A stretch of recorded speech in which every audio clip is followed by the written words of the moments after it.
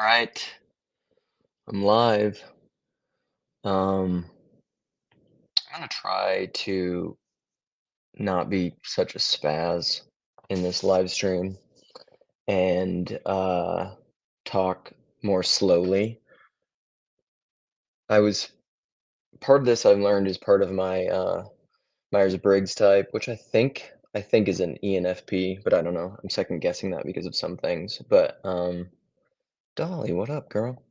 Because when I was talking to you yesterday, actually, I was feeling like you're all over the place. Like Dolly has such a I think Nate commented on it, I'm assuming it's Nate, but he said something like Dolly has such an utter sense of just like calm and peace about her that um is in contrast to my hopefully seemingly peaceful but also a little chaotic.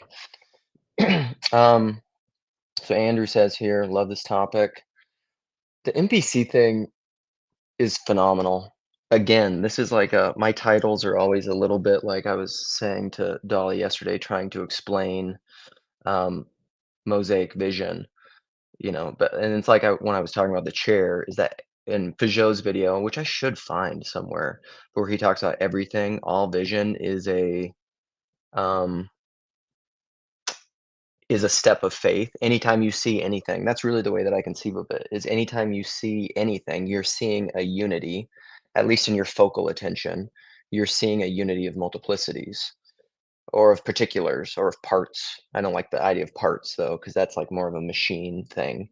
You're seeing a body of many members. That's maybe the most biblical way to say it.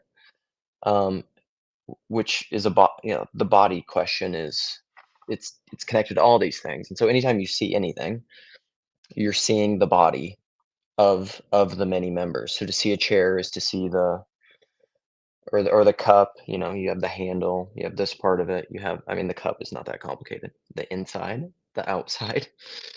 Um so my boy here, I didn't get to put this in the edit, but this is my buddy Charlie. This is Tory Pilgrim. He's tired because he's in Australia right now. But he just put out this video that I wanna did I copy it? I think I copied it. And I wanna put in the can people still see me? I don't know. I'm trying to figure out how to do this streaming thing because when I he just did this video called The Trinity of the Self, which is phenomenal and it's really related. The cup is more complicated than you know. Agreed, Gavin. Yes. I mean, it is for sure. I'm just saying, like, me trying to name the members of the body of the cup is, I'm just limited in my ability to articulate that, but I agree with you. So this is Charlie's video. I think I can post it in here of the Trinity of the Self, and it's really good. Charlie's like a brilliant, intuitive mind, and it's fantastic. I made some comments on it. I'd love to put it in the show notes. Maybe I can get Nate to do that, or I can figure out how to do that myself. But it's related to all these things that I've been thinking about. And all right, let me try to circle back to NPCs, groupthink, settle bodies, all that stuff. Fear, damn, how to dive into this seeming morass. This is like reminds me a little bit of C.S. Lewis's in his book Paralandra, the second of the Ransom trilogy. There's a section in it toward the end where it's called, what is the name of it? There's a Peter, no, what's the guy's name? There's a Catholic, Peter Kreeft has a video. It's on YouTube. I should put that in here too. About when I navigate away from the page, the cosmic, yeah, what is it? The Cosmic Dance, a lecture by Peter Kreeft. That's what it is. It's so good, but it's about this end section of Paralandra. Um, and uh, and it's about I mean, man, It's hard see, like, again, this is hard to summarize, but he does it brilliantly in this. C.S. Lewis does it brilliantly, and then Peter Kreeft talks about it brilliantly, but it's about this insection and paralandra. So, essentially, it's about the divination of man and, or the divination of a person, let's say it that way, because it's not really man, I guess. I don't wanna give away too much of the story because it's set in Venus, so it's not man would be. Is it man? Wow, I'm confusing myself. It could be, I guess. What is man? Um, would it only have to be terrestrial?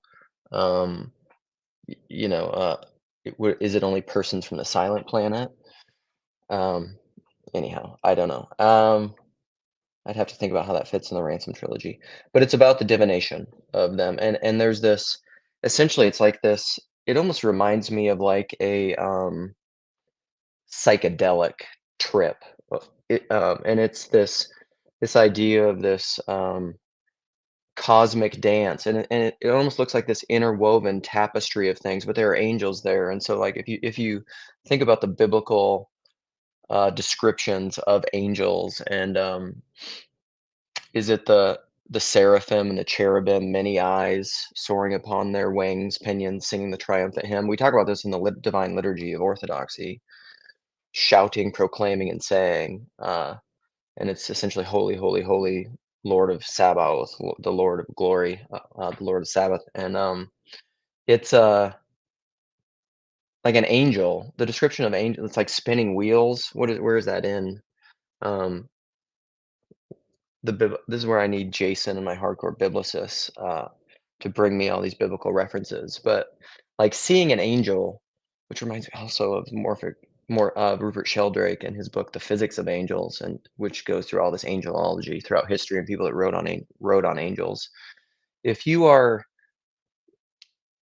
like seeing the very big picture is almost like an LSD trip or being on mushrooms or something. You've got some um I hope so, Dolly. Awesome imagery appearing in my head right now. When you really can zoom out to see the huge tapestry of the thing behind the thing behind the thing, and you see the relationships and the interrelatedness of everything, and you um like it's almost too much for me. It's like Isaiah being touched with the coal, with the tongs and the coals, and he's just like, or the disciples, away from me, for I am an unclean man, to really be approached with holiness and to see. This is why no one can see God and live, when we're talking about Moses, and God protected him by putting him in the cleft of the rock. But then arguably Jess, my boy, I was talking with Jeff. Thank you, Wayne. Ezekiel Wheels. Appreciate it. Appreciate the love. God, Wayne, you're such a great human being. Feel free to pop on if you want. I would love to talk to you. But I need to put a link probably, don't I? I suck at this. It's okay. So here we go. So I just said I suck at this. Let's take a shift away from angels for a second and go into a little bit of POS. And something I want to talk about was the Hagia Sophia by Thomas Merton. And I want to read this section of it. Can you, when I navigate away, because this is about this, this is about loving yourself, which is also tied to a section of Charlie's video on. Did I still not put the link in here? God, okay, you gotta love yourself.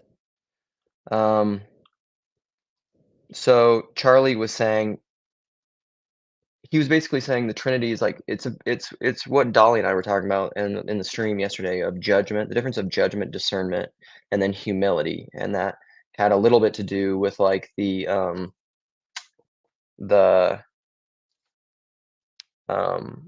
distracting myself. I'm trying to do too many things at once with the Trinity in itself, because he was saying in his video, he said like I made a comment to write it down. The judgment has to do with the ideal. But the judgment is automatically abstract. It's like it's a, it's how do you say it? This is where I can't ever repeat these things. Um, Here we go. Let's just see what your comment says. I'll leave my thoughts here before they vanish. A friend asked me to define person. I stopped at saying something you can have a relationship depending on the body and the spirit of yourself. And Gavin's here. Okay, I'm gonna try to, Gavin, you can regulate me. This is like Sam's title in his thing the other day. He's just like Luke's emotional regulation system. I'm flipping two all over the place.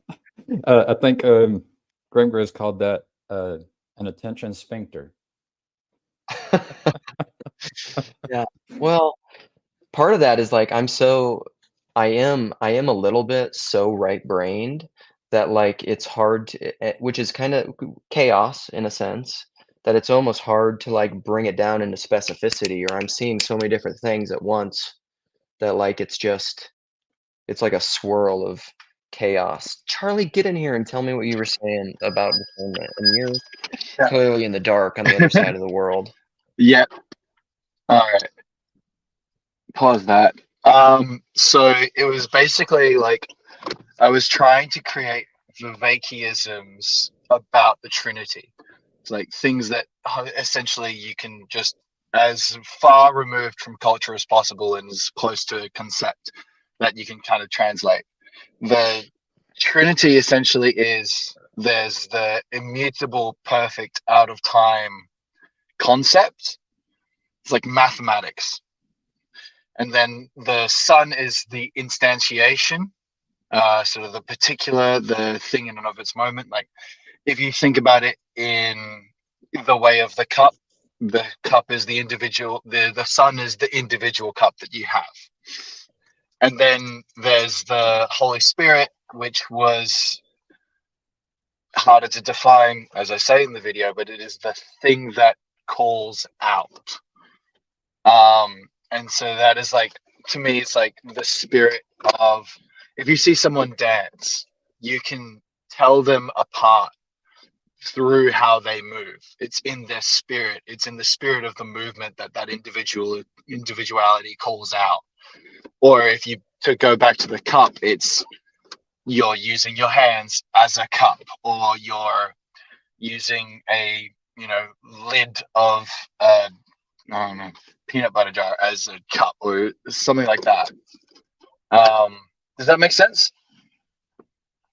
Yeah, it totally makes sense to me. And like what it made me think of was deep calls to deep, which like I sent you a little Vox message earlier because that's the calling idea of it. And I was telling you, like ever since I was a child, I was raised in more of a Protestant kind of biblicist context. And so there was just a lot of Bible memorization, a lot of Bible stories, a lot of reading of Proverbs and Psalms, a lot of children's Bibles, just Bible all the time. And that's a great thing. Like I love that. It's a super strength of that culture. But deep calls to deep was always like, the shiny glimmering thing. It was always one of those just like little lines in the Bible where I was just like, oh, that thing is whatever that is all of it and really good and really important. And that little thing has just always stuck with me. But that to me is what that is. There's this it's part of the dance, it's part of the cosmic dance, it's part of what it means to be a person, but it's part of incarnation. Like I've been talking to some friends recently about how Jesus said all the time in the Gospels, I don't do anything on my authority. I do it on the Father's authority. And I don't use my words. I'm not even concerned with my words. It's just the Father's words. I hear and I do. Yeah, I was saying that is like the instantiation of like the instantiation is like it's never always perfect. I mean, I suppose in the case of Jesus it kind of was, but that's the relationship between the instantiation and the ideal. Yeah. It's like if you have a perfect plan, you don't need to individualize it. You'd be like, I'm just following the plan. Right. And there's some way there that in that perfect relationship of that call and response, think of it, that there's a freedom, there's a being, there's a real choice, there's a true willing in that dance with the the female. There is a lead, but there's a feminine response to that is real and legitimate. And the NPC would almost be like the response, the feminine response is not free. Like there is no will there. It's a complete colonization. It's like it's like I don't know. So all Something this, signifying, huh? all these words that are in the title here, you're trying to you're talking about all of them at once. Well, generally, yeah, that's kind of my broad mosaic vision thing. This is like my title. Everything that I came up in there are all the members of the body of the chair. And this conversation is about the chair. So because I'm hearing Charlie, I'm listening to Charlie and I'm thinking, what's he talking about? And it's like, okay, divine person, perfect love. And I'm thinking, well, maybe subtle bodies. And then, okay, there's some, I can see groupthink and NPCs in there as well. now we're talking. And then maybe divided man, there's this, this is where you can have some opponent processing. You got to be able, if you, sometimes, you need two hands to be able to do something. I'll drop in the sort of the Trinity of self that Luke was referring to that's in the video. And that will make a little bit more sense, because the idea was like using the sort of Trinity sort of rubric that I explained with the ideal, the instantiation, and the thing that calls out. I was sort of like called to understand it in a personal orientation when Dali was saying, oh, there's discernment and then there's judgment. Oh, there's a third thing. What's that third thing? And to me, this is like with what an individual has towards the world is they have judgment and discernment, and then they have humility. And that's the Trinity of the self. Judgment is this imposed ideal of like how we all expect the world will sort of be, and it's law. Like would you say it's law? Yeah, law is a really good way to put it. It's like there's an unchangingness to it. There's an immortality to it. The sun is discernment. Discernment, in my opinion, always has like action always tied into it. If you're discerning, you're sort of trying to peer past things in yourself. Yeah. And to me, that's like, you could almost put it into habit, like especially if you're thinking about it in an NPC way. Like the instantiation of the law in the sun is, you can correctly and incorrectly do it by trying to habitualize it, trying to, listen to this guy, talk to this person, respond to these comments in this way, and things like that.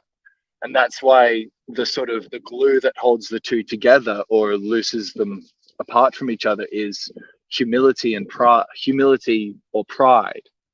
And like humility is, as I defined it, is sort of a sincere relationship with yourself. Like it's accepting yourself for the limitation that you can have, but not in a sense that is essentially trying to truly value it. And if you have too much, if you have an overextension of yourself, then your discernment is skewed. And if you have too much, and if you have, and your judgment is skewed. And it can go the other way. If you don't treat your humility as something sincere, and you just try to go, oh, I'm worthless, I have nothing. If you don't actually try to mediate it and have a relationship with it, then everything gets skewed again. Like there's something in the Trinity that impacts each other and sort of shifts between the two. Right. I hope that helps. Can I read something that, I mean, I've mentioned this before, but what you just said really reminded me of this Hagia Sophia thing. And so I want to read just the first stanza of it, because it's really related to your video, I think, and what you just said, and then see what you guys say. So at the beginning of this poem, Hagia Sophia by I'll have to cut out. I'm on 1% and it's 1 o'clock in the morning. So all right. See you, Charlie. Look forward to your responses and comments, and thanks for Yes, 100%. Thanks, guys. Bye. Okay, see you, brother. So the Hagia Sophia says, there is in all things, in all visible things, an invisible fecundity, a dimmed light, a meek namelessness, a hidden wholeness. This mysterious unity and integrity is wisdom, the mother of all natura naturans. There is in all things an inexhaustible sweetness and purity, a silence that is a fount of action and joy. It rises up in wordless gentleness, and flows out to me from the unseen roots of all created being, welcoming me tenderly, saluting me with indescribable humility. This is at once my own being, my own nature, and the gift of my Creator's thought and art within me, speaking as Hagia Sophia, speaking as my sister wisdom.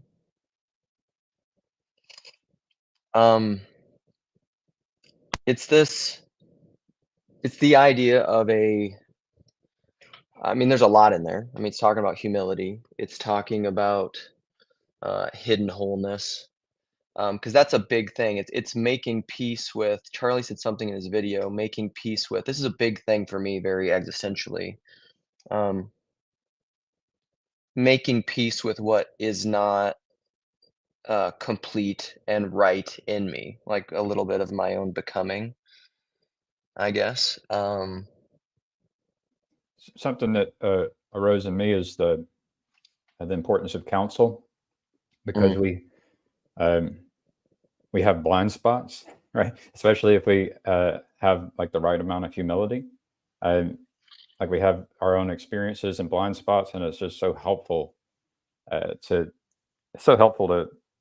be able to have relationships with others so that they can see the things that we can't see. Yeah. That's so yeah. There was a part of me that's understanding this. There's something you can do as an individual. That's what was coming to me with this idea of whether you're judging or discerning, condemning or discerning, and then trying to, like when Dolly mentioned that yesterday, I was thinking about the importance of triangulation and geometry. Whenever you're trying to hit a target, my mind goes there. So I like the idea of trying to be able to, something that allows you to figure out, if you're calibrated correctly, aiming correctly. But you can do that as an individual. But then I think there's another piece where even as an individual, trying to do discernment, and it's trying to do that right, trying to avoid sinning, trying to live correctly. It's so helpful to be in a relationship with others who can. Otherwise, it's very hard to just receive like an insight on your own about, oh, that I'm missing that, and it can be so helpful to have someone else point it out for you, and it's nice to be able to receive it too, because sometimes it's hard to receive it, and people to point out what's in your blind spot. So yeah, that's what was coming to me. It seems connected to a lot of the things in your title as well. Yeah, well, I think that's the humility to repent, and that's kind of tied to what I was talking to yesterday, is like seeing confessionalism as the institutionalization of unrepentance, almost, in a way, because like you have this, because that's what it is. It's this written law thing, because that's what it's doing. It's trying to put this hard boundary in this written way where, like, if you're not this, then you're out here. But like if you don't, that's like, it's like systematically integrating unrepentance, because like if that can't ever change, then you can't ever see the deep calling to deep, the error manifesting outside. So you've limited the mirror, the thing that's outside the camp, to speak to you. Like you've harvested the fringe, You could, like with confessionalism, you could end up with something like a rigid body, and I could see how that can be helpful for people going on their journey through life to go into a place where there's a confession. But I could also see how people leave that and go into another body that has a different confession, and you could even have maybe be a part of more than one body. Like maybe you retreat and rest, and another place you go into. Whatever it is you're interested in, and where your gifts are, so that you can participate if there's a need. But yeah, so confessionalism, like, I think it probably gets messed up when you say this is the confession that everyone should accept at all ages throughout their entire life. This kind of universal, like, all-encompassing confession is the one that, I mean, I try to think about it. The one I'd mentioned in your comment was I practice loving God. Like, it like, but yeah, I can see how all these other confessions could be appropriate and helpful and very good for certain kinds of people in certain situations at different stages in their life. But that could all be part of a larger body, right? Like, one body with a confession can be part of a larger body that consists of those smaller bodies that have confessions that are different. Yeah, I suppose. Well, yeah, I suppose if there's some kind of, I suppose that would be like a distinction without a difference. But the problem is like if it's kind of like I mean, God created it all in a way, right? It's like, I mean, what do you mean? or All the different groups? I mean, I like to think that God made me and God made every person, and um, God has, like, knows everything that's going to happen, right? It's all part of a plan, you know, including the things that we would say are bad and evil and are wrong. Yeah. Let's bring in some of the well, that what that reminds me too is like the God sets is that in a psalm? God sets the boundaries and uh prim like perimeters of kingdoms and kings and you could maybe say the same thing in Confessions too. CW, my boy, my local friend here, opposed to empty formalism, not confessionalism in and of itself. He's so Um, technical. His words are so technical that they often, even yours, like, I didn't know what confessionalism was a couple of weeks ago. I had to go talk to GPT-4. It's like, what's confessionalism? did GPT-4 tell you what confessionalism was? I use GPT-4 for my Bible study, in lieu of, like, some pastor. And then I don't trust everything they say, but it can point me and I can go, like, verify and run it by others. So Yeah. I think the idea of members and bodies is a key thing. I don't know. To me, that's almost like the most. It is a biblical, uh, you could say metaphor or reality, but I think it's also true, and but it's symbolically true. I think at every, which means like at every level. And so, like if the different groups that we're talking about, different confessions, are part of a larger body, what I get concerned about, um, or what I'm trying to critique in my formalism or confessionalism is that And I don't know what those formalism is. That's to just be blatant, to be clear. well, When CW said formalism, I was like, okay, I'm lost now. right. So like, well, and I'm not totally sure. CW can clarify in the comments, but the formalism would almost be like what Charlie was talking about is um, it's almost like an allegiance to the law, to the absolute rigid structure and formality of the law without any knowledge or without any flexibility and repentance with this deep calling to deep, this call and response of how that actualizes in reality. It's like a So, dogmatism or something, like yeah, something very yeah. I mean, dogmatic. more or less. Yeah. Within a certain rigid structure that then in actuality, like this is the difference between intent and then the way that actually manifests in the world is like, sure, you can say that, and this gets into the members and the bodies, is you could say that like all these different confessions that have evolved, because like if you really look at the history of Protestantism post Luther, Protestantism has splintered and splintered and splintered and splintered into like how many denominations are there now? I mean, whatever, like I And don't know. What do people say? Like 5,000? Who know? I so, mean, I Luke, don't know. when you talk to me, I'm very, like, I am not, Sam Tideman. I'm not, I'm like the amateur. I'm an Uh, amateur religious person. And well, I'm an sure, but like, amateur theologian. okay. So, but you're following what I mean. Like the I number get what doesn't you're, really yeah, yeah, matter. yeah. There's a lot of denominations and a lot of different groups, and you could argue that like the projected pattern of that is just like division all the way down to the individual, like me and my own completely individual beliefs. And so you have a concern as it gets down, like you have a concern or critique that I'm not understanding. So this is what I'm trying to get at with confessionalism, because I'm trying to play off of the members of the body, because you were arguing that like God is orchestrating all this, and so there's a way that those are all within some sort of higher body, which I guess a Protestant would say this is the spiritual church, right? But they have this division between natural and supernatural, spiritual and material. So then the spiritual church is this ethereal, kind of out there body, which we call the church. We've spiritualized it. We've separated into that category of supernatural because we've divorced it from all the individual bodies. They would say are kind of part of that, but there's no natural structure altogether. Whereas in like Catholicism, arguably, even though they've splintered from, or we've splintered, however you want to say that, from Orthodox and Oriental Orthodox, like there's a bunch of different, you have Benedictines and you have Cistercians and you have all these different categories within Catholicism, but they are still underneath the auspices of the Catholic Church.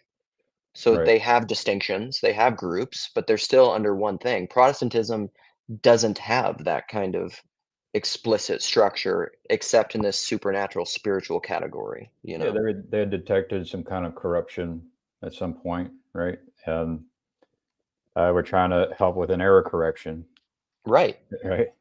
Right. And that was and you could argue that like that was a good thing. But yet, that's kind of the whole, Paul has talked about this before. That's the difference between like Luther and Erasmus, right? Like Luther was expelled from the church, but like Erasmus would have never left the church. He had the same criticisms, but like he was just like, I'm not leaving the church over this. And Luther arguably didn't want to either. Like, I'm not putting all the And blame on so Luther. Like Erasmus was never disagreed with like the confession, but there were other things that were part of the tradition that Erasmus disagreed with. well, yeah. I mean, I'm not familiar enough with the particularity of the thing, but my broad understanding of it is that they both had criticisms of Catholicism at that time in regard to indulgences and things like that. Right. But it got to the point where like Erasmus was thoroughly, like he would have never left the church. It was very much like I mentioned this in a live stream a while ago. It's like with Maximus the Confessor or whatever, like they ended up cutting out his tongue and like doing all this other stuff to keep him from talking, or like cut off his, I don't know, they cut off his hand or something to keep him from writing. But it was just like he wasn't going to stop. And eventually, he's martyred. He wasn't going to stop saying what he was going to do, but he also was just like, and arguably, who knows, like maybe it took an evolution within history. Maybe he would have been a Luther later on. There wasn't even an idea of leaving the church at the time. I mean, it could be good. Couldn't it be good to have some stay in the church that are trying to change it internally, and some that are outside trying to do things there as well? Like, can that be good? And even True. maybe Well, very good and better than if everyone just tried to stay within the church. well, this is where, yeah, I would say kind of yes and no, playing off of the live stream yesterday, because that is perhaps the good outside of the good that I can currently apprehend. So I am simultaneously critiquing that phenomenon and saying like, I don't like that. I don't think it's good. But it's kind of like what you meant for Yeah. evil, I meant for good. God, and I would probably say within my larger 30,000-foot worldview, that's true because it's what's happened. And I think this is the best of all possible worlds. And so if it happened, it must be good. This is where I have this weird non-dual thing where I'll say like that thing is evil, but it's also good. And people are like, what are you saying? Yeah. There's It's all about scope, or like what vantage point you're looking at it, I guess. I read The Hiding Place recently. Are you aware of that book? Corey ten With Boom. Yeah, yep. Yeah, that was so. It's interesting. Like there can be things that are so, you know, so much pain and suffering, and then like simultaneously there can be like some light shining. like that darkness ends up being opportunity for light to shine. So it's, it's not, I'm also reminded of like Genesis 1. Like, I think sometimes it said it's good and it is so. And at the very end, it says very good. And so it's like, yeah, sometimes this thing could be good, or maybe this thing's so, but then when you put them all together, it becomes very good. And, but yeah, it's tough, if you're sitting there going through the terrible experience to have faith that it could be part of something very good. Right. And I think that's ultimately faith. That reminds me of St. Paul. I've learned to be content in all things, whether in want, whether in plenty or in need, whether in jail, whether being like beaten for his faith or whatever. He's just like learning contentedness in all things. Yeah, there's something, I guess when I was attracted to this one, you had NPCs, and there's a part of me that's like, oh yeah, I get to go talk bad about NPCs or something, and then, but yeah, so there's all kinds of stories like that. But then when Charlie was talking, I was kind of just thinking about, the cells in a body, there's things like that. But I mean, to me, the good news is that we can repent. Like, we can repent at every moment, and that no one's perfect, and none of these like bodies in the physical world are perfect. And yeah, and so we can, like, at every level be repenting. To me, Yeah, that's good news. Like, dude, if you can't repent, you're essentially screwed. I don't know. I want to throw this idea at you. It applies in your marriage. It applies like at your work. It applies as a father. Like, everything you're doing in life, like at every level, it's so applicable. I just might be an NPC. So one of the art, like in the description, I put an article that my buddy Brandon sent me. Shout out Brandon. He probably will never watch this. He's not involved in this little corner, but which is why you are probably an NPC.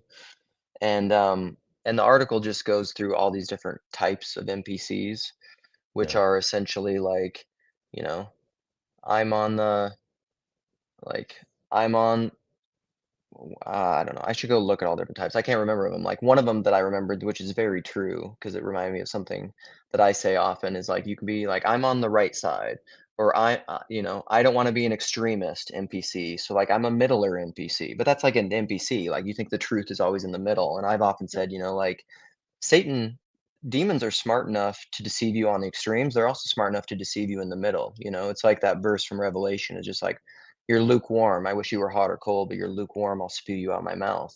Like, pick a side.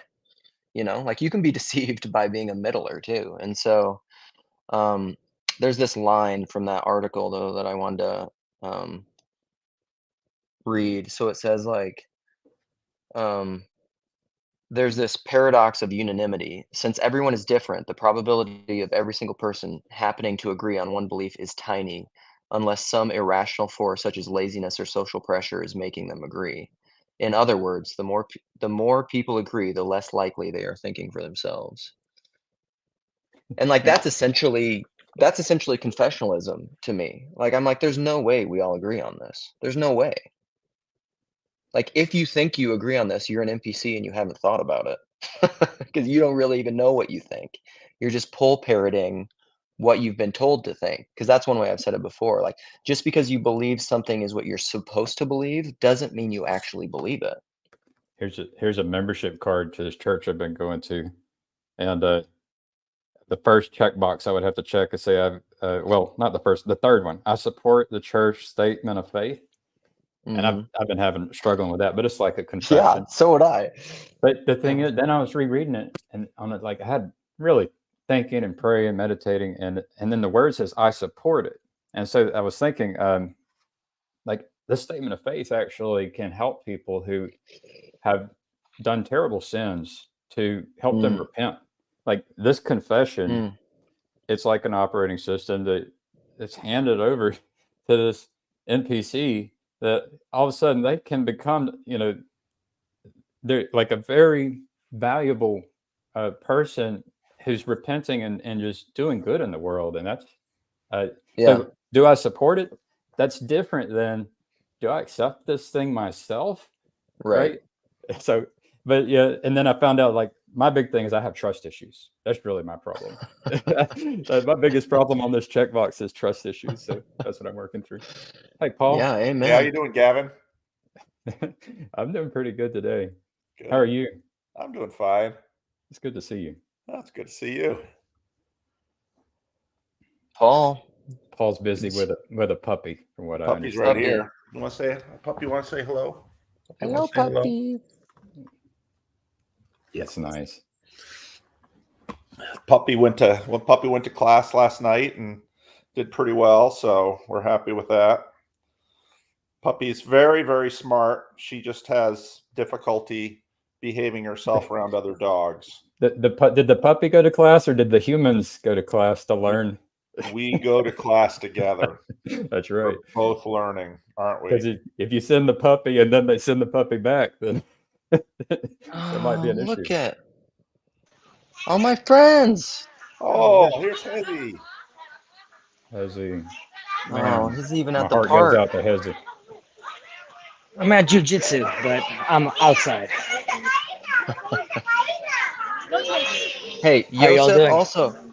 Yosef says he can't join because I won't be happy. Come in here and challenge me. And what? You always make me happy. I don't know why I How are wouldn't you doing, Hezzy? What's going on with your nation that the whole world is watching? Yeah. Very biblical. Very biblical. Horrible stuff. Trying to be optimistic about the situation, ultimately.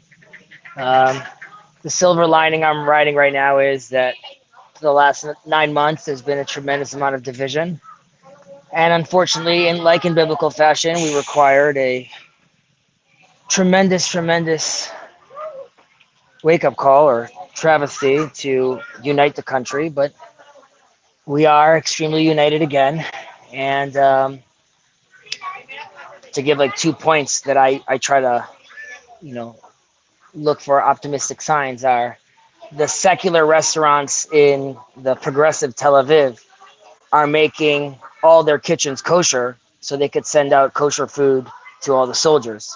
And the extreme right, ultra-Orthodox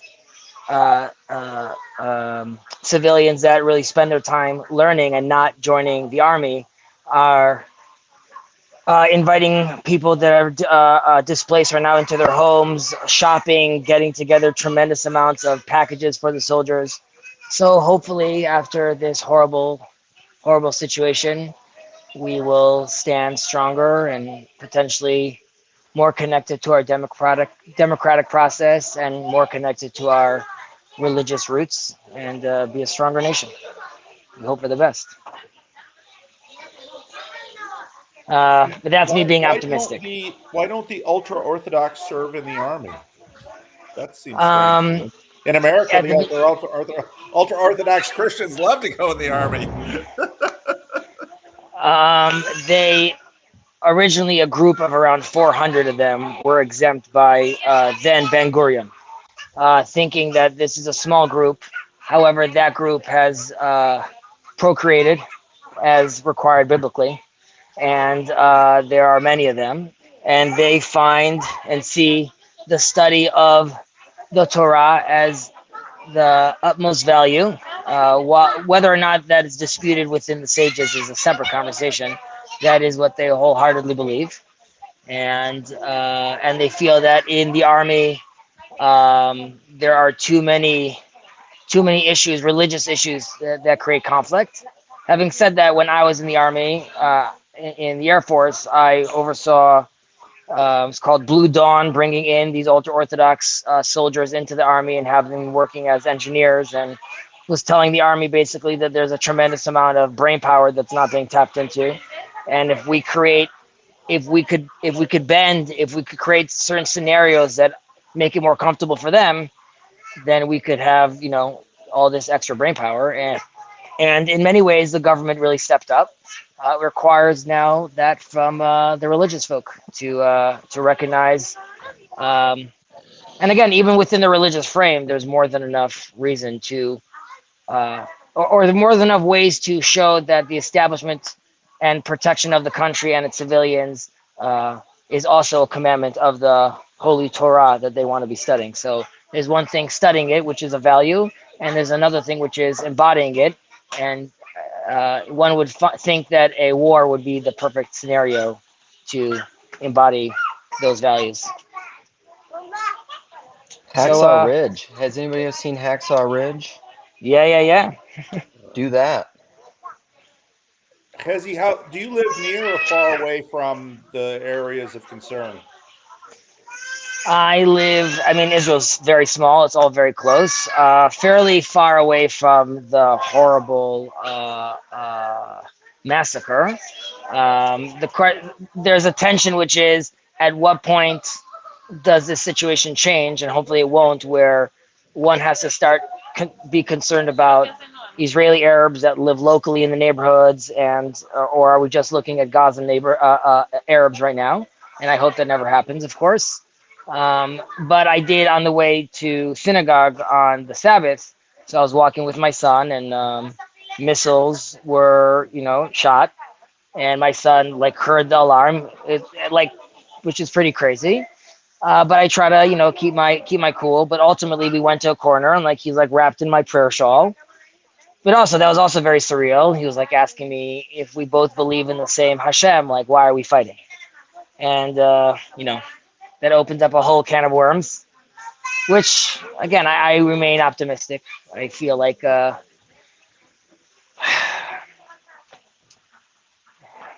is gonna sound controversial, but I'm feeling more loose, I guess. There's a difference between being vengeful, which I think a lot of people hear in the sentiment and a lot of Israelis about wanting to wipe Gaza off the face of the earth, and vengeance, biblical vengeance, which I think is a tool, a biblical tool, which we've lost or forgot, that is also a way to show righteousness. And there is good and evil in the world. And I don't know right now. I don't know. I obviously understand that there are millions of innocent civilians in Gaza, and I want them to be able to get out safely. On the other hand, I also understand that I don't know. There really isn't a scenario where an evil like this can remain unanswered. And in 2023, what are the ramifications of that? What does that look like? And are we as a society, how much of Western culture, which we like to think is undergirding it is Judean Christian values, how much of that though has been secularized? Where am I looking at what is considered moral and right through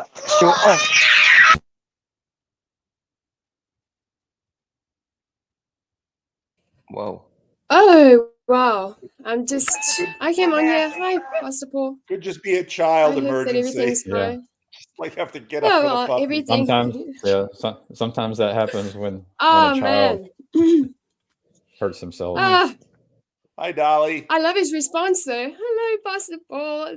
Wow, this is really cool. How are you? Kind of feels more normal now. I'm all right. Yeah, when Chasey was on, I was back and forth, should I come on or not? Because I kind of wanted to just share that a group of us on this side, so I'm in South Africa, on Monday we got to, that's yesterday, no, it was 2 days ago, we got together and we prayed quite a couple of specific prayers to try and cover everything. But within an hour, we all prayed for Israel. And I thought I would just come on and share that with him. Because, yeah, I don't know. And I'm sure that there are other people all over the show also doing that. But, yeah, anyway. But as a part of what you said, Paul, I don't know which video it was, but that one where I commented, this just made me miserable. Because, yeah, but as you ended it off, it's what we can do is pray. And, I just wanted to say that to him. And, then anyway, I'm going to continue to do so. But yeah, I just wanted to do that, but otherwise I'm going to pop off. Okay. Well, thank you for sharing that. No, prayer is always I don't know, it can get belittled. There's actually this there's that trend, that idea in broader culture. There's actually a really hilarious comedy special. At least I think, called "Thoughts and Prayers" by this guy Anthony Jeselnik, and it's basically I know it's Jesselnick. yeah, it's well, He likes to drop I babies. well he like yeah, he's got a certain kind of humor. But it's the idea that thoughts and prayers are just like that's become somewhat of a evangelical platitude in secular culture. People mock it like, well, I'm going to do nothing, like I'll just pray for you, meaning like I will throw out this empty platitude that means nothing. But i don't I don't think that's true. I don't know, it's just really been, I've had different thoughts on prayer throughout my life, but I think that it's something that, one of the benefits of tragedy like this is it does cause people to really pray, not just say they're praying, but to actually pray. So In Northern California, they try to send good energy. yeah, I, I same like thing, right? the prayer. Say, what should I do? I got up in bed this morning and was like, should I lay back down or should I get up? And I heard you'll get your day of rest. It's like, it's nice laying down and resting, but yeah, that's the kind of prayer I'm trying to practice, is saying, well, what should I do next? Where should I go? It's like, Joseph. Yeah, Hey, what's up, brother? thought I'd pop Come on for on. a minute. Yeah, it should be working, so it won't be too long. But thought I'd say hi. Yeah. Well, I'm glad. I mean, Chazi said it better than I could. I mean, he's there, and I think we're pretty much on the same wavelength on a lot of this stuff. But yeah, I mean, the prayer thing. This gets into the whole question about why the ultra Orthodox, or most of them, went out serving in the military in Israel. I mean, part of it is they don't recognize it as a legitimate Jewish state, but part of it is just they think that they are protecting it spiritually through their Torah study. They have this model, biblical model. There's Chazi's back. Hey, Chaz. This model. It's based on Yisachar and Zvulun, actually, in the Torah portion we read just on Sunday when all this was happening. Where we finished like the cycle of the Torah readings, and it basically is understood that Zvulun kind of did the commerce and the protecting and all that stuff, and Yisachar was the tribe that produced like the members of the Sanhedrin and studied and whatever, and one did spiritual warfare and the other one did like physical warfare. But that's a very different, I'd say, it's almost like a two world problem, almost like way to look at it, where it's kind of right, like there's the metaphysics and the physics are separated on this. But going back long before the 20th century. And yeah, I think there's a strong argument for embodiment here, as one of the modern Orthodox, so therefore someone who's religious but would serve near me. One of the podcasters said, prayers are super important, but prayers are not in place of action. Prayers are a supplement to action. And they shape how we take those actions. But you can't then, prayer has to have a purpose. It can't just be sitting back and praying. So, I mean, I've been doing that. I'm back here and I can't do so much, maybe send money or some mental, emotional support, whatever, when I can. But prayer is a lot of what we, those of us in diaspora, there's only so much we can do. And becoming reacquainted with the Book of Psalms, because there's some I know really well, and some, I probably never actually said as prayer before, even if I study them. But that's the book we all turn to when we're praying, and there's like a million groups. They're just like cycling through Psalms constantly, 24 hours a day at this point. I would. Did you hear what Dali said? I did hear what Dolly said. Yeah. First of all, I'm sorry that I ran off some kid, like fell off a rock and opened her jaw, but she's okay now. Oh, geez. Sorry, not opened her jaw. Sorry, cut her chin. Sorry. I think I really appreciate what Dolly said, and I think prayer does go a very long way because it allows us to feel connected, as both definitely as a people, but as humans. And even in this little corner, I've gotten a lot of love, which is not something that you would necessarily think.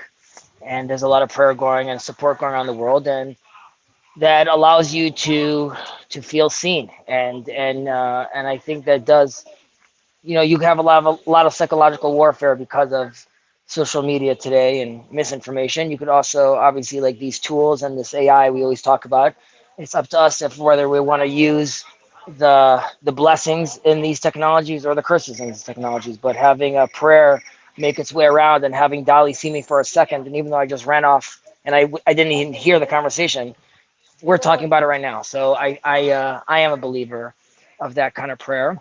With regards to the division you made, Yosef, of Zvulun and Issachar,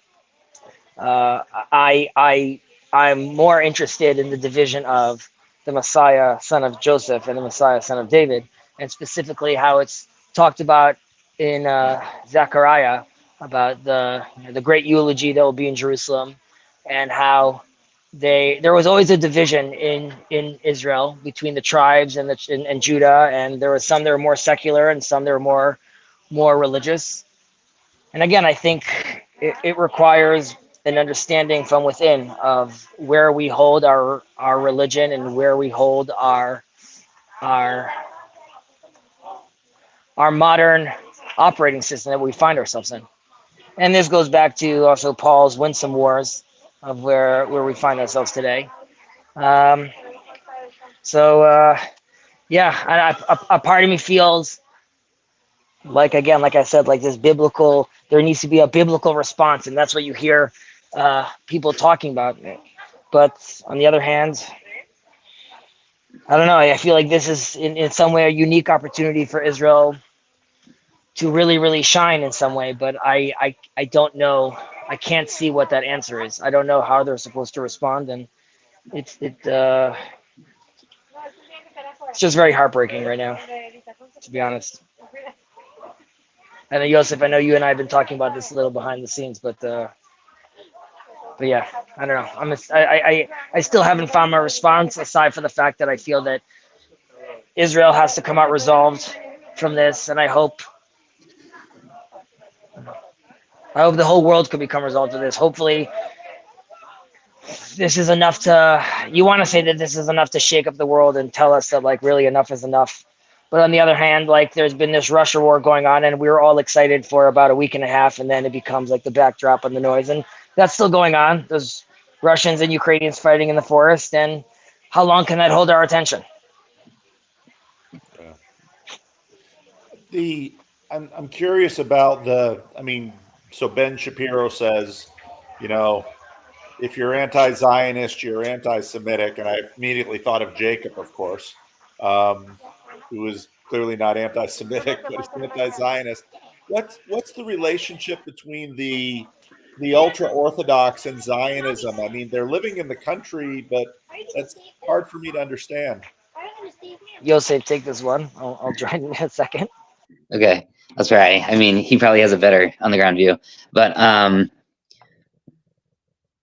because of the Holocaust and because of the Cold War, and because of immigration policies post-Holocaust, Jews had to go somewhere, and Israel became the very obvious place, especially for the ultra-Orthodox to go. Of course, some came to the United States and to other countries like the Netherlands and in the UK, but most of them went to Israel because it was a safe haven and a refuge. At the same time, they didn't recognize the legitimacy of the state necessarily at various degrees. There's some extreme ones that wouldn't pay taxes even. Most of them minimally did that. They kind of worked out a tentative agreement with Ben Gurion that they could kind of exist as an autonomous enclave within the state, basically building on a European shtetl model, but treating the Israeli state, even though it was run by Jews, as essentially a secular state, and they would be the little shtetls within inside it. Wow. That essentially gave them a couple of things, including like independence. They didn't have to, I mean, they still pay taxes, they still get lots of welfare, but they don't have to serve in the army.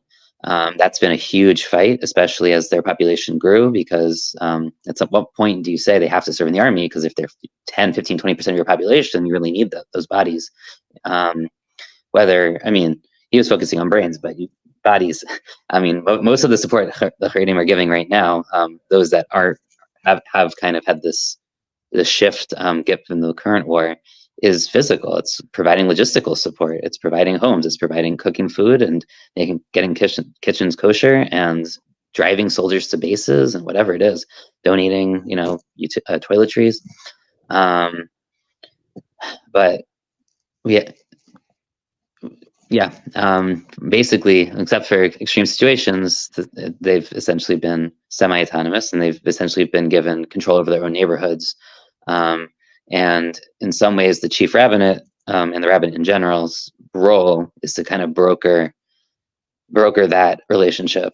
And at some point, the religious parties the religious groups realize, it's not religious, because there's other people religious like Chezi who are Orthodox but not who are Zionists. That's why we're called the religious Zionists, except that term itself has been kind of colonized lately by groups we don't necessarily agree with. But historically, we've been the religious Zionists, and they've been the religious non-Zionists, I would say. I mean, it's all controversial. They take a massive amount of the amount of welfare goes to them proportionally to their population, because they have huge families, and for the most part, the men don't work.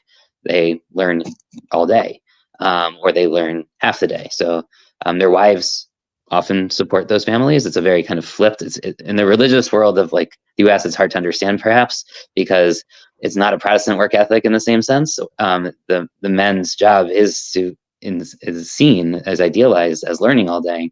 Religious texts, it's kind of like supporting monasteries, except they're married and they have 8 kids, and the wives are working 1, 2, 3 jobs, whatever. The wives tend to have much higher secular education than their husbands because of that, which also kind of creates interesting dynamics. There are special schools that have been set up so they can be in gender segregated learning environments, but for a long time that wasn't even the case. There are more guys sort of getting into it, especially as their population grows and like they realize not everyone is built for learning, religious texts all day. Not everyone is propositional. Not everyone, excels in those environments. The economics of it are very hard. So it has been shifting a lot the past 10 years, but it's still whatever. It's still kind of set in its ways, and the shifts have been marginal, increasing, but still marginal. So it's interesting. It's very, very kind of. Oh, we got an apron on there. Okay. I don't know. Hopefully that was somewhat useful. But I would add, Yosef, that because the population got so big, and because they see that this model is not tenable, and I think many of them just due to just evolving, many of them want to participate more. There are many schools, colleges that are opening up for the ultra-Orthodox, and I believe, and this is hard to ask for a country to do, because I think by force you'll just get a very, very, there will be a pendulum swim. Like they'll push back in too extreme a way. And I think if we just waited out a little longer, it's going to happen within itself. Like there's so many of them that are eager to know more, to learn more, to engage more.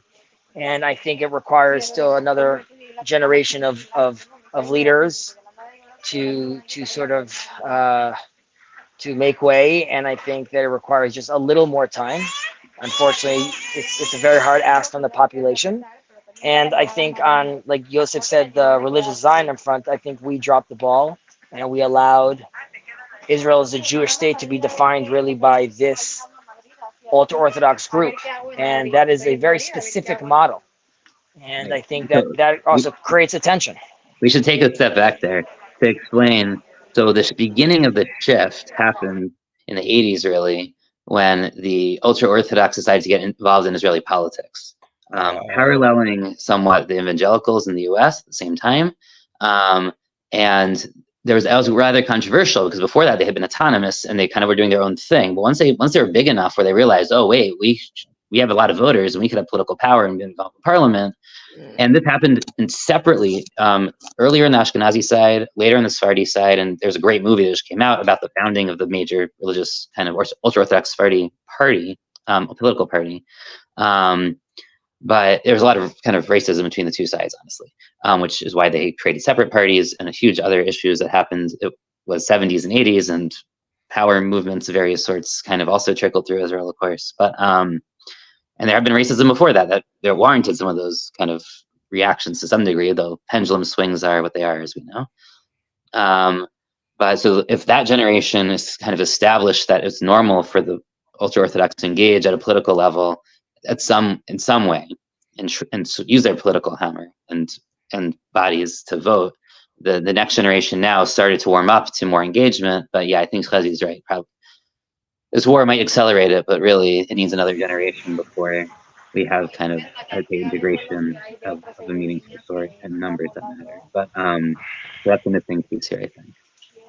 I would say I would add one more point that, and this Jacob and I disagree with, but unfortunately I think that they are holding on and representing a exile version of the Torah. And I think at some point, and maybe it will be a newer generation that has to create a redemption version of Torah and homeland Torah. And that looks different. And I think that's very scary for a lot of people because that requires changes. It also requires leadership, which we have none of. But I think that's a big problem. I would say that part of that is also because of the respect for the elderly, and this is, let's say, in contrast to Western society in general, whoever is kind of the oldest living, well-respected rabbi becomes the head of the ultra-Orthodox parties, which means that they basically had leaders in their mid to late 80s or early 90s for the past 10, 15 years. But at the same time, these guys have, 8, 10 kids, in each generation. You're talking about huge youth side, to this. So there's kind of this tension, generational tensions happening. On the one hand, I don't want to get rid of that respect for the elderly. I mean, I think there's something absolutely amazing about it. On the other hand, there is this really big generational disconnect that it makes them conservative in a way that's hard to explain because it's not conservative and it's a small c conservative and not like a politically conservative as much as like these are guys who grew up in the 1940s, right, or 50s. These are guys who grew up during the Holocaust or right after. And some of them even were born in the DP camps or in Europe in shtetls, and their parents were killed in the Holocaust or whatever it was. So when you talk about like a diaspora mindset, like it's not just like my mindset versus Chazi because I live in the U.S.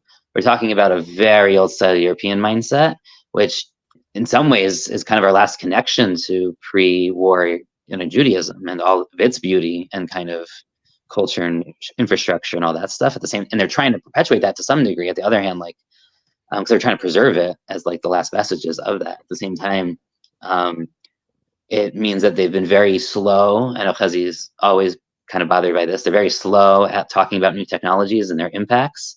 They're going to be very conservative when it comes to anything. Like, cell phones were banned in the Haredi world, and any type, smart or not smart, until a couple of years ago, basically. I mean, people basically only men could have them for business, and you had to get permission from your rabbi and whatever. It was like insane. These people do not have TVs. They don't have TVs in their homes. They almost rarely have computers except for desktops for businesses. Now, in the past 10, 15 years, that's changed. People need more cell phones. They've allowed them. There's kosher phones that are smartphones that have like everything blocked, essentially. There's all this stuff they've tried to adapt, but they're still 10 years behind on it, or maybe more, on responding to a lot of technology. And then forget like social societal change. Like everything is going to be like they don't need, like the entire debate over wokeness, LGBTQ stuff, whatever, is so out of their like world. It's not even like they don't have a way to address it, and they're not. And the responses have generally been like just blanket, not allowed, we're done, no more discussion. Which isn't surprising because I mean, if you're talking to 90-year-olds who are religiously, from that world, what else are you going to expect? But there's a lot of kind of stuff involved, and there's always kind of like up and coming rabbis in their 60s or 70s who are trying to like push the envelope a little bit, and they're seen as the radicals, right? But that's kind of part of this dynamic, which is this really hard to like for people outside of Israel or outside of the Haredi world to even understand. And the U.S. is a little bit different. The U.S. the leaders are a little bit younger, just for kind of obvious reasons.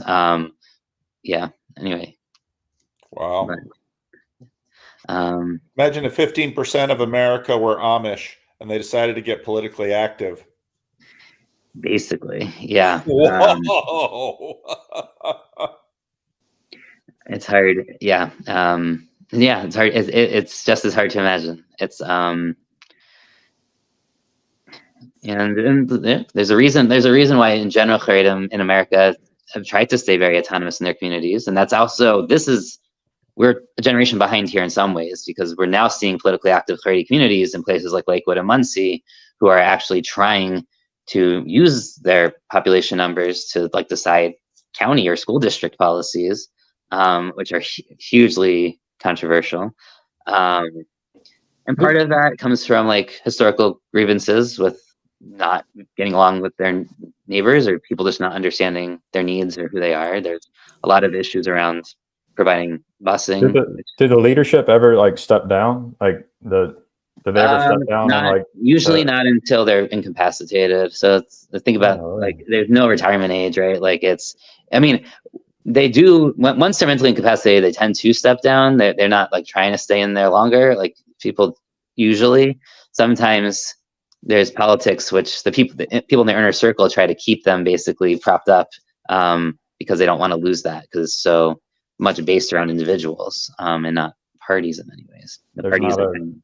There's not like a tradition of trying to like lift someone up, if you're in there, like mentoring people into the. Oh, there's definitely that. There's whole structures, hierarchies of mentorship, but you're not going to be the one calling the shots, right? Like, I mean, you might be internally, but the people don't like to step down, basically. Oh, they won't step down because of also like, we have this concept that's kind of inverted from Christianity in some ways, where like the further we get from Sinai or from Abraham or whatever, the weaker like the connection is, the spiritual connection is, that things get lost over generations, mimetic tradition. And I know Chazi can go on about this, he's shaking his head.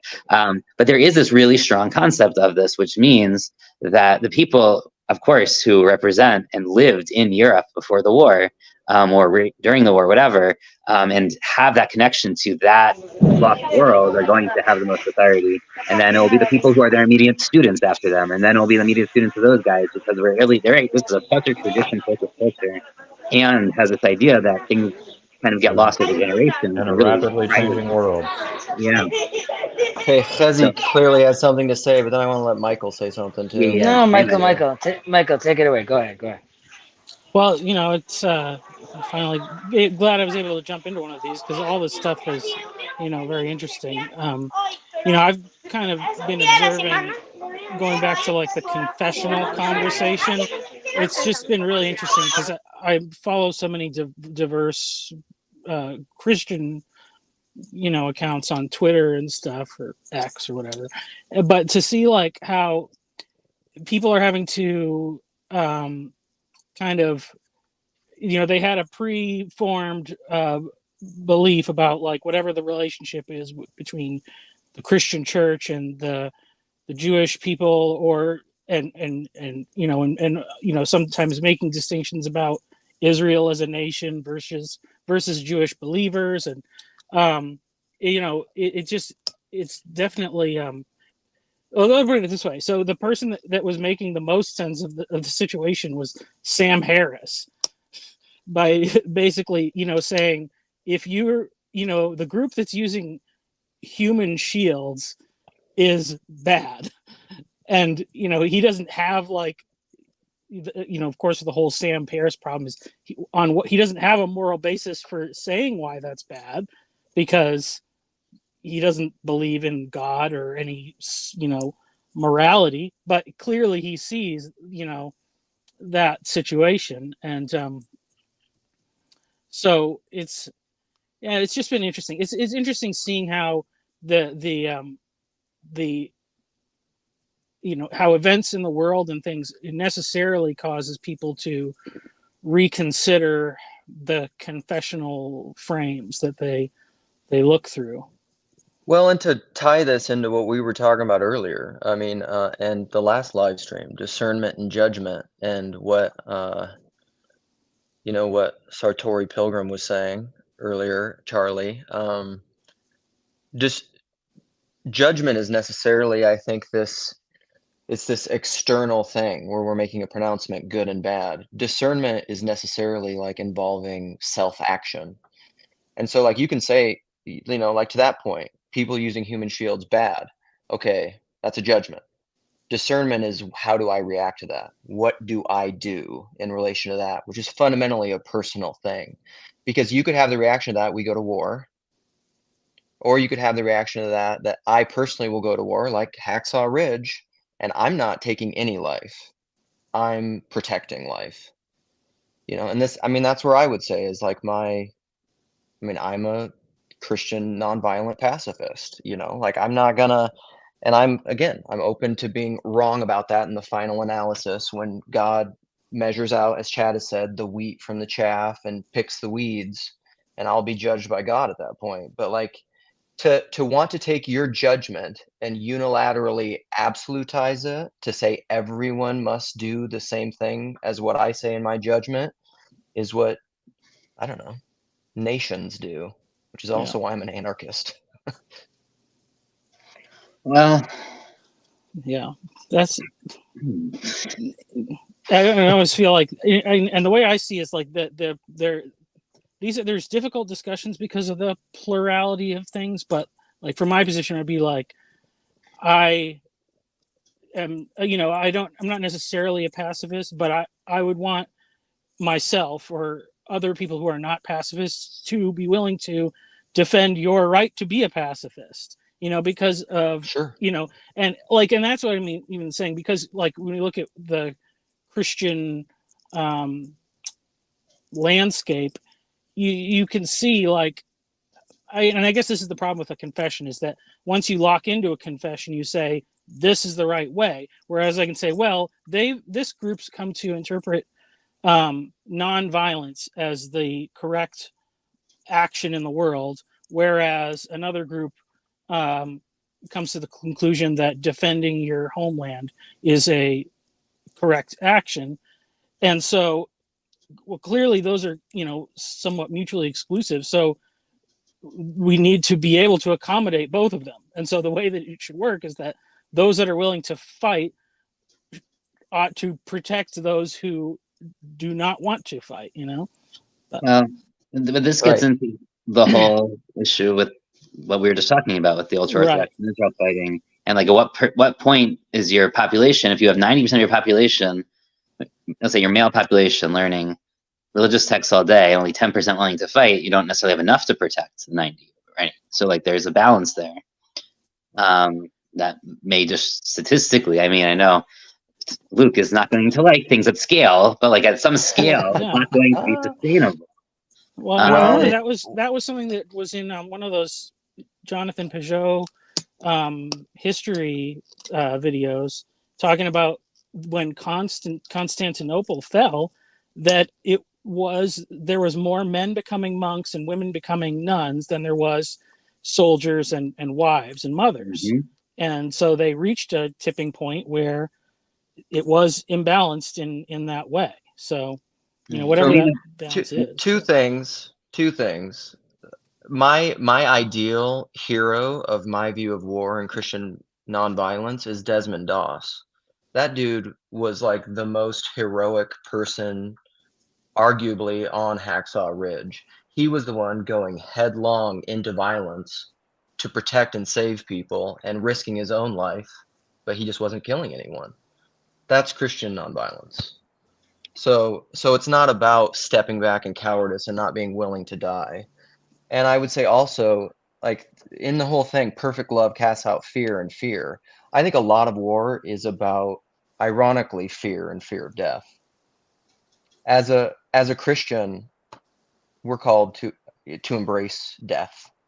I mean, hello, Jesus Christ. So like, I'm not really afraid of someone wiping me out with violence, because that's what happened to my Savior.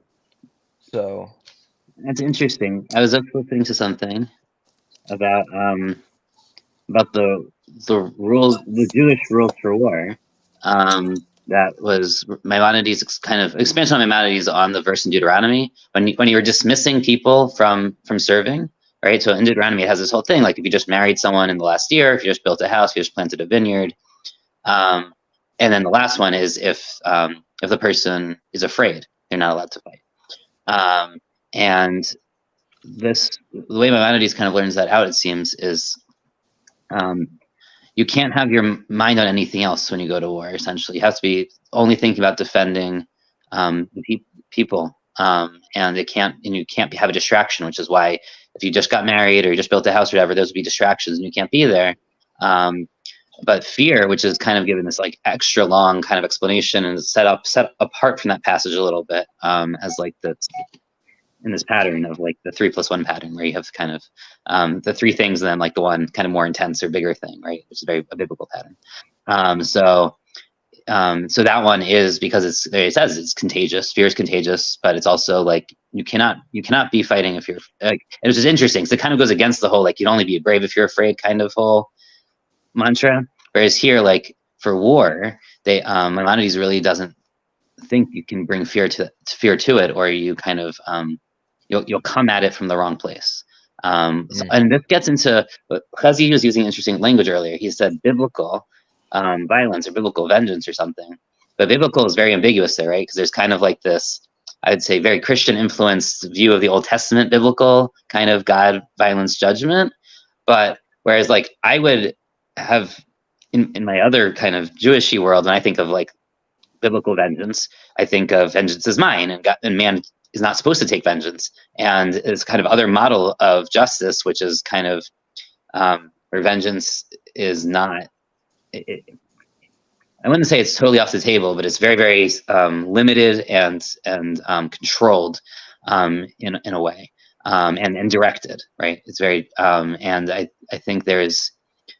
I want to just point. I think that ambiguity kind of plays out with what we're talking about here a little bit, between these like kind of models of how we understand, like, what Michael was saying.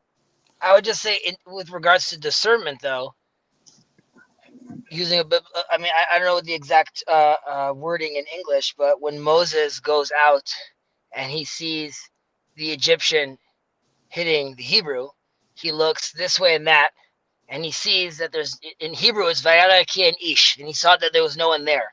But in Hebrew, Ish could be seen as man, as in he saw that there was nothing here. There was no cheek to turn the other side. This is completely wrong, and that's why he decides to act. But he first looks, he first tries to discern and see if he's making the right action. And then again, symbolically, he then covers that with sand, as this to show, like, this is buried. This kind of behavior is ultimately buried. We see that culminate in the actual Exodus, right? So like, well, God is letting them know that this behavior is no longer going to be permitted. But yes, vengeance is God's, but there is a place where you could see, if one could discern, or one told by God that this is evil, then there is more room to act, or potentially there is a need to act. Well, and I think too, because fear goes like, there's like a hierarchy of fears. And so if your highest fear is your physical pain, then yeah, you probably shouldn't be out there on the battlefield. You're not going to contribute well. But like, I'd say that's not my fear of like my family being harmed is greater than fear for my own pain. So that would motivate me to fight. And of course, the highest should be your fear of God, which is, that you would disappoint him, that you would be, that you would rebel against him. So if you're, if your fear of God may take you in many directions, but I think it's what you fear more kind of affects things. Yeah, I don't want to, one thing I want to say for clarity is I don't want to absolutize my judgment either, which is like William Branch, about sacrificing your family for your own self-righteousness or something. I don't want to absolutize my judgment and say everybody has to act, according to my convictions either. You know, like that's discernment is your thing. You know, you live your life. You will. Tim shall. You mayest. You make your choices and live with it. I'm opposed to the idea that anyone would absolutize their own judgments and convictions, especially in a systematic way, and impose them on everyone else, inhibiting their own will. The libertarian thing is, I think, you know, it's an important move, but part of what I saw, I didn't talk about it a lot in today's video, but you know, there's definitely an aspect of principalities.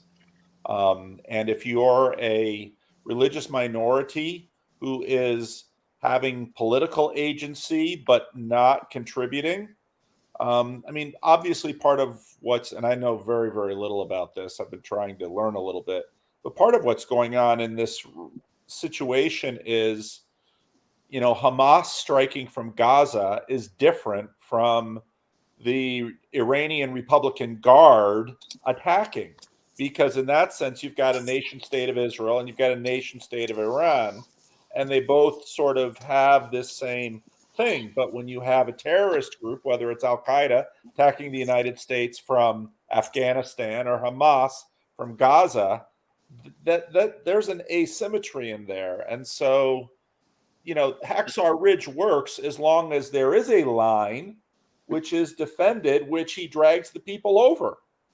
So these systems are not isolated from each other; they're interconnected. Sort of. I think it's complicated because Hamas is not just a terrorist organization. They've been running a state essentially for the past, you know, however many years. And elected.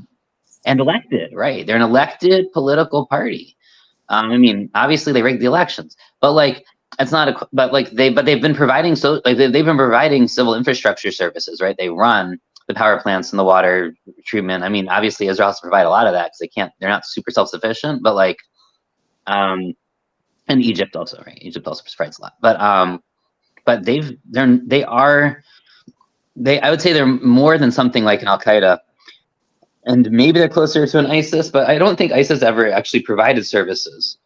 So maybe really the Taliban's the closer thing, right? They're running a country, but then what's the line? Are the Iranians took over their country in a very similar way as the Taliban, and some, you know, we can loosely compare them. At what point does that organization grow from a terrorist group to a political organization that actually like is sort of at the same level? Like obviously, Hamas has never signed any international accords. It's not part of the Geneva Convention. It's not part of any of these things, and they have no interest. I mean, even if they had a full state, they wouldn't sign those things. I'm not. At least I'm certainly don't see any signs of it. But yeah, there's a question I think of when we say equal footing, that there's kind of a, do they have the power, money, infrastructure, population, whatever? There's do they have the political, like a credibility or authority? And then there's also this like third category, which is like, are they part of the international nation state system, and therefore bound, or at least feel somewhat bound by its rules, regulations, pressures, even if they're not actually bound by the rules, there may be pressures. And, you know, on those three counts, Hamas kind of clicks two of those three boxes. But I mean, yeah, and there's a clear border, right? This isn't the West Bank. There's a clear, I mean, there's the borders there are much more fuzzy because there's like all these different zones. In Gaza, once the pullout happens, they have full control. I mean, whatever you want to call that, of this territory up to that fence. And that, you know, obviously for worse instead of better, but whatever. I'm just hearing what also Paul is saying, and just thinking about, let's say, the asymmetry, but also, are we on the same court? Are we playing the same game? And this also, we're starting Genesis now. So when Cain and Abel, those boys, Cain tells to Abel, my brother, calls him my brother, and then it says Vayakom, and he rose up or got up. I don't know what the exact translation is in English. And the sages ask about this. Why does it mention, does he rise up? Was he lying down? Was he sitting down? Like, what was happening beforehand?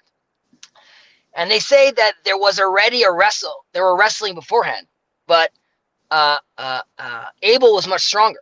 and Abel had managed to lie down and was on top of Cain. Then Cain uses the term "my brother." So Cain thinks, we're playing the same game again. I realize I've managed to reform him. I'm going to get up. When he gets up, then he turns the tables on him and kills him. And then the question is here: is someone using the term brother right now? Am I being forced to look at this organization or the people living there still through the brother frame, or and after 75 years of, and this is what Jacob, being inside a secular system, which again is using the moral, goggles or glasses or oculus of, this modern morality, is that blinding us in a certain sense? Yeah, I mean, on the Genesis bit, one, I mean, I don't think they won't get it, but in Hebrew, we know Vayakom also means to take vengeance. So getting up and taking vengeance are etymologically the same. And I mean, not just etymologically here, it's actually the same exact word. Like, it's just two uses of the same piece of one word. But that's another interpretation. Well, no, it's not another. It's part of why the sages go there in that reading with the wrestling. It's part of the foundation of that reading. But I don't read it. I mean, I have a different take on the whole story, but that's a whole thing for another discussion. I've talked about it on Grail Country before. You can look there. But I do think that part of it is part of that other reading is that Cain is very much still trying to fix the sin of Eden, and he sees the world through that. That's why when he hears God warn him, he hears it through the language of the curse of his mother, and it's why he offers God a fruit. He's trying to fix it. He's very fixated on the past and fixing the past in a very kind of, I'd say, rigid way. And to me, when I hear the word Vayakom, I think, well, that word, we've had that word before in Genesis. One other time is when Adam gets up from sleeping, when Eve's been taken off of him, right? So there's this like weird set of parallels in all the language. I mean, there's a lot of resonances between chapter 3, which is Cain and Abel, and chapter 2, which is other way. Chapter 4, which is Cain and Abel, and chapter 3, which is Adam and Eve and the sin in the garden, where Cain he's so fixated on the past and kind of the trauma of the garden, the sin of the garden. And I mean, to me, that's a lot of what's happening here. Trying to fix and undo or whatever the trauma by kind of almost repeating it over and over again. And you repeat it different ways each time, so you can't always predict exactly how it's going to fall out. But if that's your model, you're not going to ever actually make progress and fix things. And yeah, I mean, look, neither Cain or Abel win, right? They both fail, and they need a third child to kind of rectify all that. And even that, I mean, so for us, this is a huge difference between us. Oh, Luke, you're muted. I see you're trying to maybe talk. But for us, this is a huge difference between like me and like Jonathan Peugeot and how like I read this text, is because in our tradition, Cain does repent. I mean, there's a minority position that he doesn't, but the majority of people read him as repenting, and they partially, one of the ways to see that is he names all his children. Well, so the last generation of Cain's children of the 7 generations are all named after Abel, Yuval and Tuval Cain and all those guys. And they all kind of have these like shepherding adjacent professions. And there seems to be kind of this fix, but of trying to bring his brother back into the world almost. And then we see with Seth names all his kids again after Cain's kids, which is like also interesting. And there seems to be this attempt at integration and like healing, but it takes generations and generations and generations to get there. And it eventually fails. I mean, there's still the flood and there's still Noah. But something that I always took a lot of heart in was the midrash about Noah's wife. So it's her name. She's not in the midrash. She's Naamah, and we know who Naamah is. Naamah is a descendant of Cain, and Cain actually, in a way, survives the flood. because through his descendant. And it's but it's not just like this evil spirit of Cain. It's this repented, fixed spirit, this metanoia, whatever, atoned spirit of Cain that kind of comes through and goes through the flood. Yeah. So Luke, to me, you this is wanna like, lock us back into discernment? I want to derail this conversation. Yeah. No, let's go back to discernment, because that's all about Eve. Eve is all about judgment and discernment at the apple, or the fruit, or whatever, not the apple, the fruit, right? She sees it's good. She just sees it look good to eat and it's good to the eyes. And one of the favorite readings I have of the sin of Eden, going back, like tying us all together, is it's not about disobeying God and eating the fruit. I mean, that is a sin, but that's a minor sin. Really, what they're punished for, because what you look at when you look at how they're punished and like what the curses are, except for the snake, really what the punishment seems to be is that they don't react properly to their sin. They don't discern, that they blame each other and passing the buck, and they don't, like, she's supposed to be there to help Adam, and she's supposed to be part of his flesh, and instead they just are left pointing the finger at each other, and that is in fact the worst sin at Eden, which is a reading I really like, and there's a lot of kind of evidence of that in other kind of biblical texts that reference Garden of Eden, as well as kind of the Midrashic tradition. So I'm gonna leave it there. I just talked a while. I know Luke wants to say something. Bring it back. No,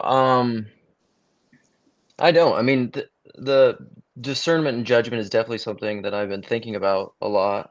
I was going to a while back when Yosef was talking. I was thinking of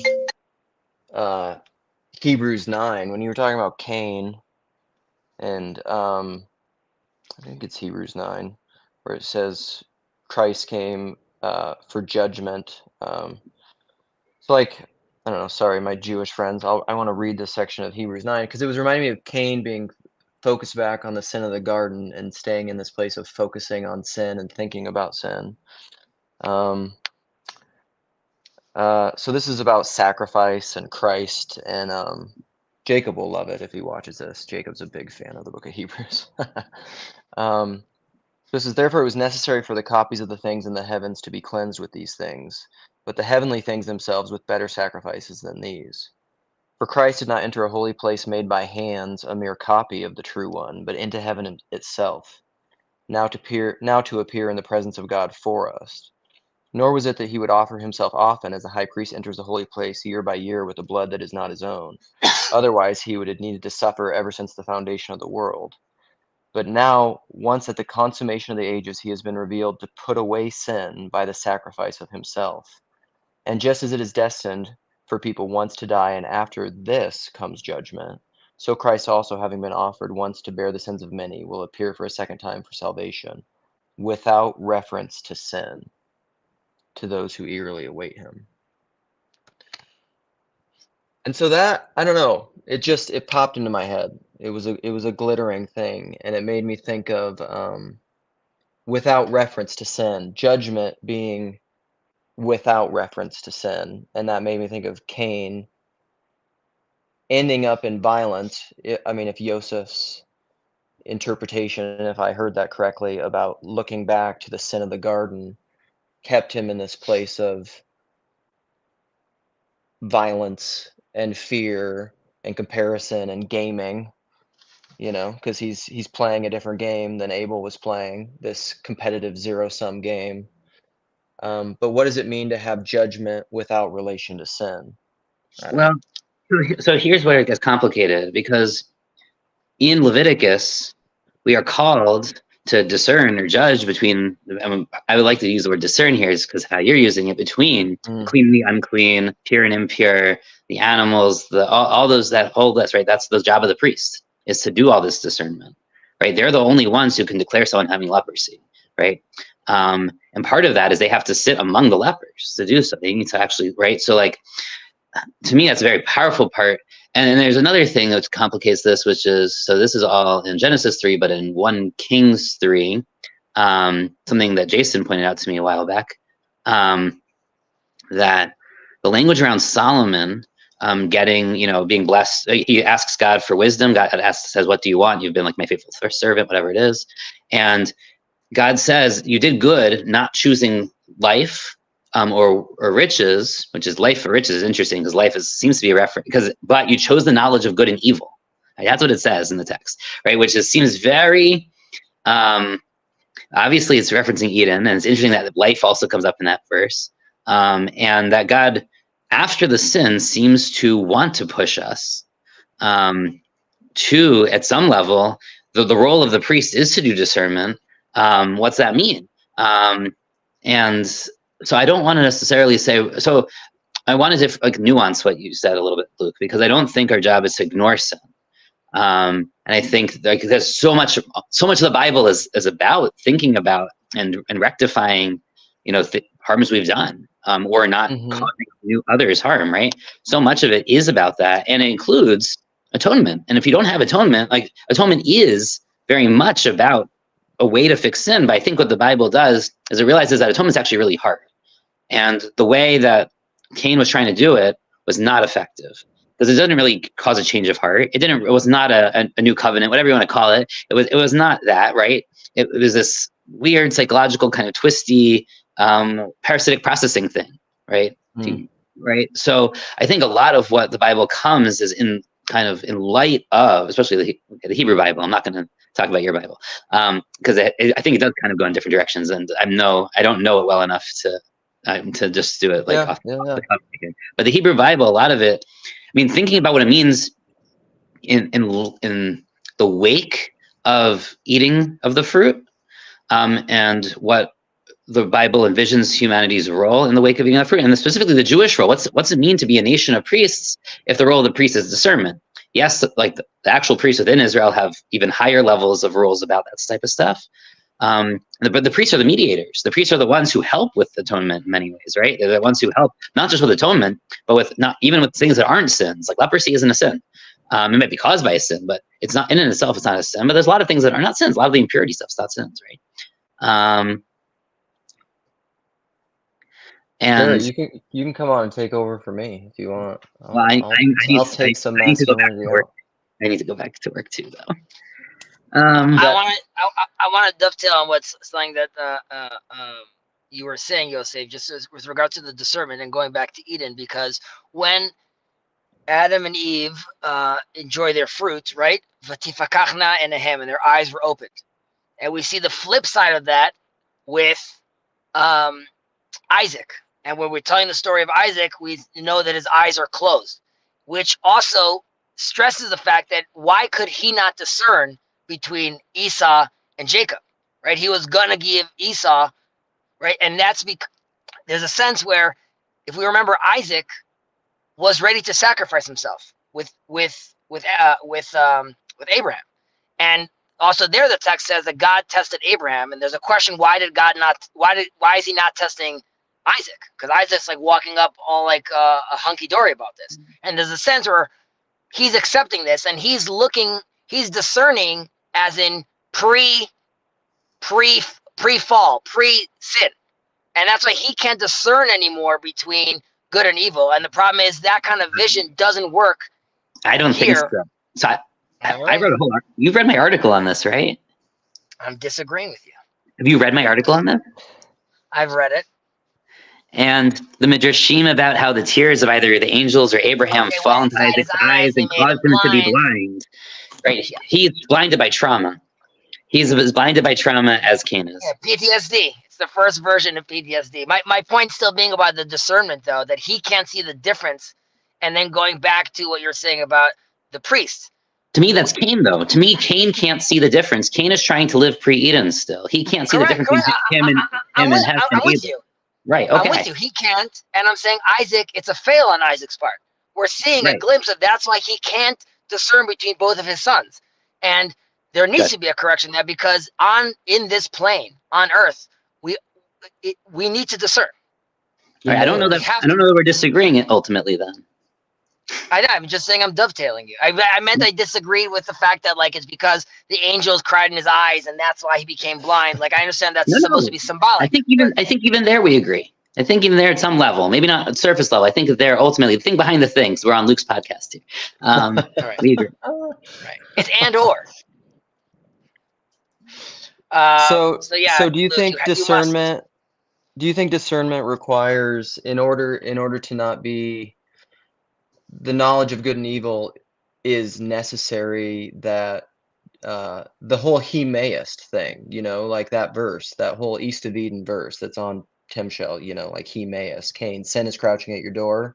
That's what that whole book is about, is essentially, and its desire is for you, and God saying, like, you need to choose. But Absolutely. the choice requires discernment. I mean, you have to pick this or that. Yeah, there was a really, I'd say, powerful article going back to the whole Israel conflict for a second about this. That was this week's Torah reading that was about. It was actually doubling down on remembering that even members of Hamas are made in God's image, and that they're making a choice. They're making a choice between they have a choice between good and evil. That's part of being in God's image in this reading, and they're making a choice. But that's not because they're animals, or because, and it's not. In fact, that would dehumanizing them in this case actually makes it worse in a way. Not in in a way that we actually need to fully recognize that this is a human choice. In some ways, that kind of has echoes of Peterson, which to me too, honestly. But yeah, I thought that was an important point. That this and also I don't know the words. Chad. Like you just said. Chad, sorry, go ahead, Chad. You know Chad, what? I want Sherry to be able to jump on as well, guys. This is really riveting, as you guys know. But well, if Sherry's gonna jump on, she needs to take over because I gotta go. So, Chad, what you haven't said anything. Give us a catch you guys later. See you. It's good to see you, Cuzzy. I was thinking. Love you, Chad. Gavin. Love you too, brother. Be safe. Love you, Cuzzy. Can you guys hear this thing? I can't tell. We can hear you. Okay. So I just want to say what I was kind of thinking about and noticing. Regardless of sin itself, I was thinking about the inevitability of progress through time and space, and like the preparation for those things. So like I don't know, it's a matter of pick your poison, sin or don't sin. And and I don't know, somehow I think some of this stuff, like almost everything that we've mentioned, would seem to have been inevitable for reality to play out, or for actuality to play out. And so I wonder, because like I was thinking about when you was talking about the knowledge of fruit of good and evil, and Solomon picking that, and that was like almost like the proper pattern. But he didn't. I don't know what I'm thinking exactly. I got stuff floating around up in my melon, and was wondering what you think of that, and how, like, I don't know, just because I wonder if something like comforts and affluence lead to things like will not lead to it, but it's inevitable that something like war would come about because like maybe that has to do with harvest. I don't know.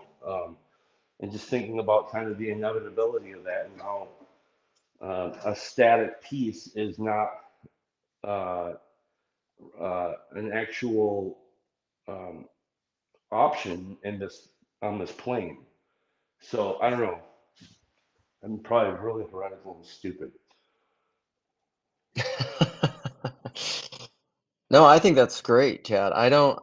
The level that you're trying to talk about stuff, I think is really hard to talk about, because I agree. I mean, it's the line between, this is like conversations that Cal and I have where we're both like, we're at the limits of our ability to name anything, and it's probably useful to almost anyone listening to it or who would hear it, because it's like, it's the line between becoming and being, and it's very much like potency and actuality. And like, if I'm very much a believer that this is the best of all possible worlds, and that whatever happens is inevitable because it happened.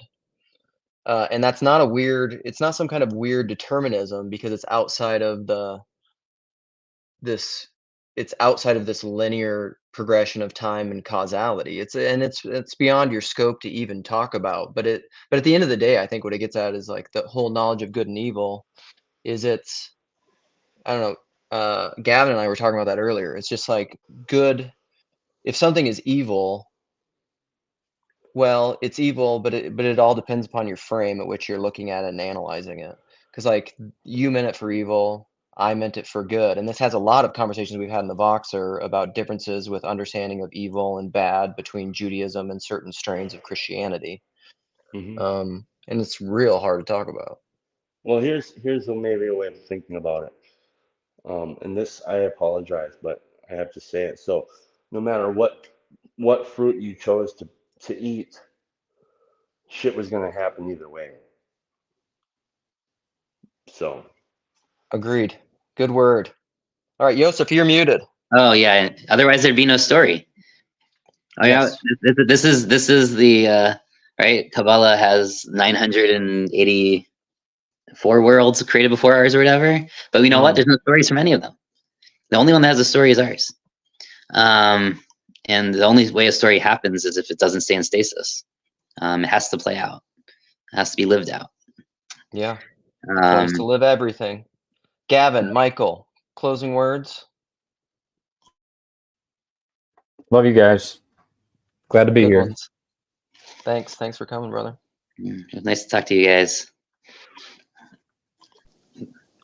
I just want to say, I've been thinking about this thing for a long time, and Cain and Abel is a big one, and the thing with Noah's sons, like, that's been used to create a theology of good people and bad people, and I think that's, as someone who will say, even this, as maybe a hopeful universalist, if I'm going to be a hopeful universalist, I want to look for a redemptive, aspect of everybody that's, part of God's story. And I think you can very easily see the redemptive arc in the story of Cain. And so I think, that's been probably a secondary and a tertiary issue on many people's plate, but it's a really important one when it comes to how we view others.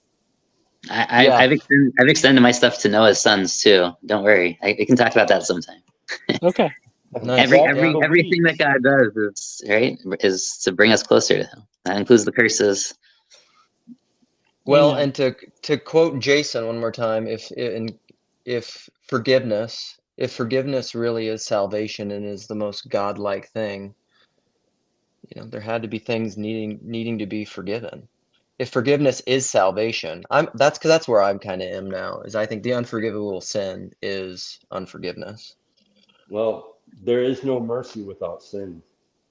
And it gets complicated once you start talking about once you start talking about Amalek, you have big problems, because the Bible there does seem to be some sort of evil that can't be atoned in this world, and that's a big question, right? Yeah. All right, guys, it was great. Thanks for coming, and thank you. Till next time.